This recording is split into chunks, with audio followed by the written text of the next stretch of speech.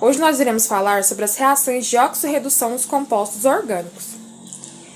Bom, oxidação é quando um composto ele é submetido a um agente oxidante e ele sofre a perda de elétrons. E a redução é quando esse mesmo composto ele é submetido a um agente redutor e o composto reduzido ele ganha os elétrons. No caso da química orgânica, a oxidação, para a gente saber se um composto, durante a reação, ele sofreu uma oxidação ou uma redução, a gente observa o produto. Se o produto da reação de oxirredução tiver aumentado o teor de oxigênio, aumentado as ligações com o oxigênio, pode-se dizer que... Então, se houver um aumento nas ligações com o oxigênio, essa reação sofreu uma oxidação. Quando uma reação é de oxidação, também é possível observar na formação do produto que houve uma diminuição na quantidade de hidrogênios.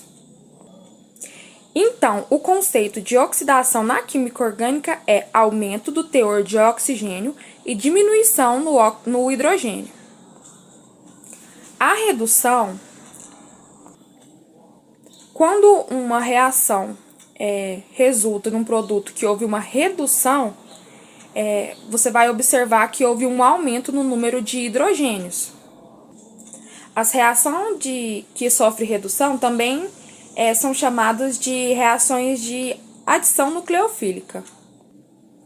Para simbolizar na reação se houve uma redução ou uma oxidação, a gente usa entre colchetes a letrinha O ou a letra H. Então, a letra H sofreu uma redução, a letra O entre colchetes sofreu uma oxidação. São alguns exemplos de oxidação as reações de combustão e também a ozonólise. Um exemplo que eu trouxe aqui para vocês de uma reação que ocorreu uma oxidação é a reação de combustão do metano, que está aí embaixo, esse CH4 mais 2O2, que formou CO2 mais 2 moléculas de água. Essa é uma reação de combustão do metano, que é a queima do metano. Então, a gente pode perceber aí no CH4 que o carbono não tem nenhum oxigênio ligado a ele. E ele reagindo com o gás oxigênio, ele formou um carbono ligado a 2 oxigênios. Então, a gente pode perceber que houve uma reação de oxidação, já que houve um aumento do grau de oxidação, já que houve, então, um aumento do teor de oxigênio dentro da molécula. Então, sabendo que a oxidação é o aumento do grau de oxigênio, da ligação de oxigênio com o carbono, e a redução é a diminuição dos hidrogênios, aqui nós temos a oxidação de um composto carbonílico, o aldeído. Nós vamos estar falando sobre a oxidação dos compostos carbonílicos. A gente vai falar um pouquinho dos aldeídos, das cetonas, e falar brevemente sobre os ésteres e as aminas. No caso dos aldeídos, os aldeídos eles são muito eletrofílicos e então eles são facilmente oxidados, formando um ácido carboxílico, como a gente está vendo aí nesse caso. Sabendo lá os conceitos de redução, que o conceito de oxidação, o conceito de oxidação, que é o aumento do teor de oxigênio no composto, e sabendo também que a oxidação é a diminuição do teor de hidrogênio dentro desse composto, apenas observando aí a reação, a gente consegue visualizar o que aconteceu. O aldeído, o carbono da carbonila, ele está ligado a um carbono e a um hidrogênio. A gente pode ver aqui no produto que se formou, o carbono da carbonila, ele passou a ter uma ligação com o oxigênio e teve uma diminuição de hidrogênio. O carbono não está ligado mais a hidrogênio, ele está ligado ali ao oxigênio da hidroxila. Então, quando nós falamos da oxidação de compostos carbonílicos, quando a gente fala do aldeído, ele vai reagir com um agente oxidante que tem que ser rico em moléculas de oxigênio. Ele vai formar um ácido carboxílico. Tem uma reação em especial que eu acho ela muito interessante e eu quero estar trazendo ela aqui para vocês. Uma reação de oxidação de um aldeído, que ela vai estar utilizando como reagente a prata. Essa reação de oxidação desse aldeído aí tá formando um ácido carboxílico e tá utilizando como um agente oxidante a prata. Quis trazer para vocês porque é através dessa reação aí que vai ter a formação do espelho de prata. Neste caso, o aldeído ele vai estar reagindo com o reagente de Tollens, que é esse reagente aí com a prata. Esse reagente Tollens, ele é produzido em laboratório. O que acontece nessa reação é a redução da prata, que foi provocada pelo aldeído, que vai oxidar. O aldeído oxida e a prata reduz. Então, o nosso aldeído aí, ele vai agir como um agente redutor.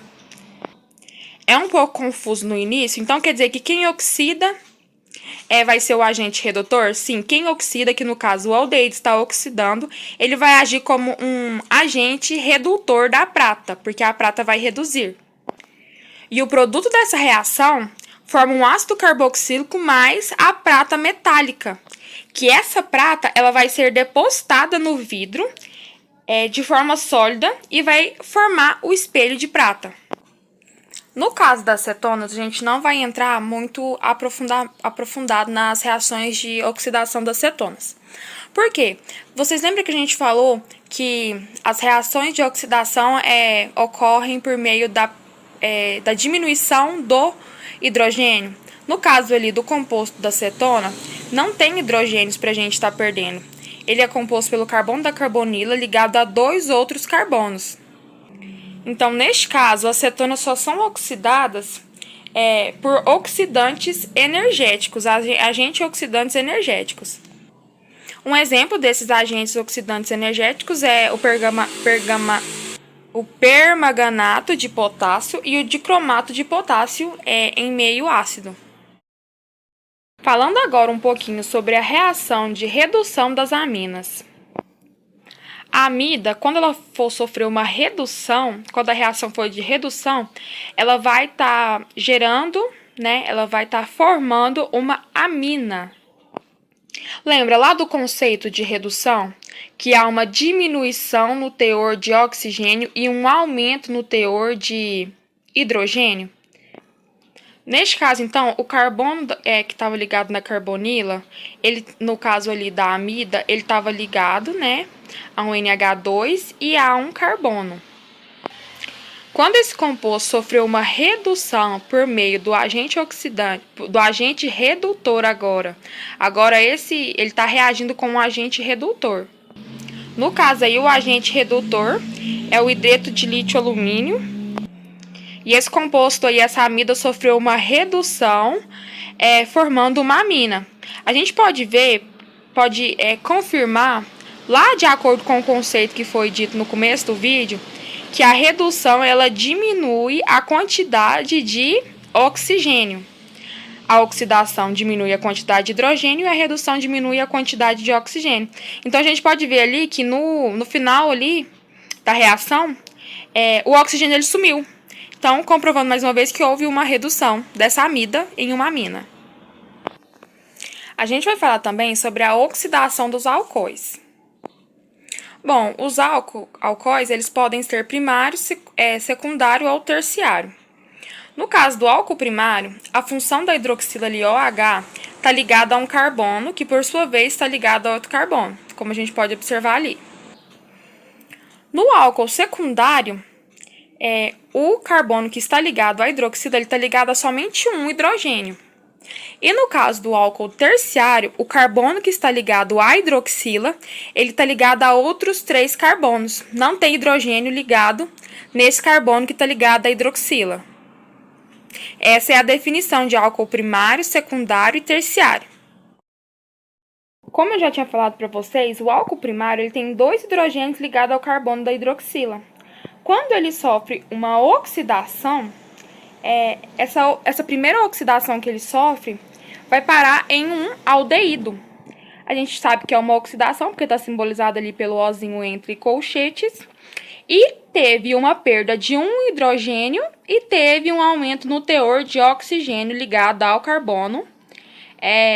Ali no caso do que foi formado o carbono da carbonila, mas ele partiu de um álcool, então aquele carbono que estava ligado na hidroxila sofreu uma reação de oxidação e se transformou em um aldeído. Mas continua tendo outro hidrogênio ali. A gente já viu as reações de oxidação em um aldeído. Então, ele pode oxidar de novo? Do álcool ele passou para o aldeído. Do aldeído ele pode oxidar novamente? Sim.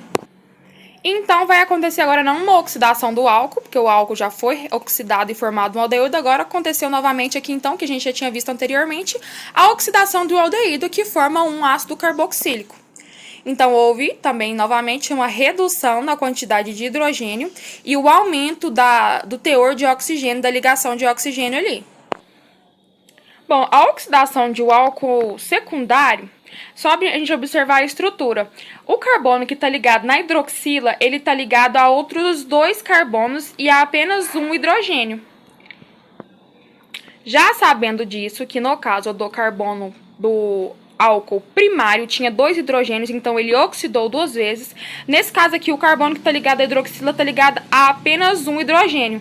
Ou seja, ele vai oxidar apenas uma vez, formando ali uma cetona. E a gente já falou que as cetonas elas podem sim oxidar, mas é um caso que a gente não vai estar vendo aqui. Então, no caso, na oxidação do álcool secundário, ele oxida apenas uma vez, porque a cetona não vai reagir mais a partir dali, porque não tem hidrogênio ali para ele oxidar de novo. Porque o que é a oxidação? Não é a perda, a diminuição do teor do hidrogênio e o aumento do teor do oxigênio. Então, aqui teria que ter um aumento de um oxigênio, e isso é possível apenas no caso da cetona com agentes oxidantes energéticos, que a gente não vai estar falando aqui. No caso do álcool terciário, a gente vê que o carbono que está ligado à hidroxila, ele está ligado a outros três carbonos. Não tem hidrogênio ali, para no caso ter uma diminuição no teor de hidrogênio do produto dessa reação de oxidação aqui. Então, o álcool terciário não oxida, não há uma reação de oxidação em um álcool terciário. Certo? Muito obrigada. Tchau, tchau.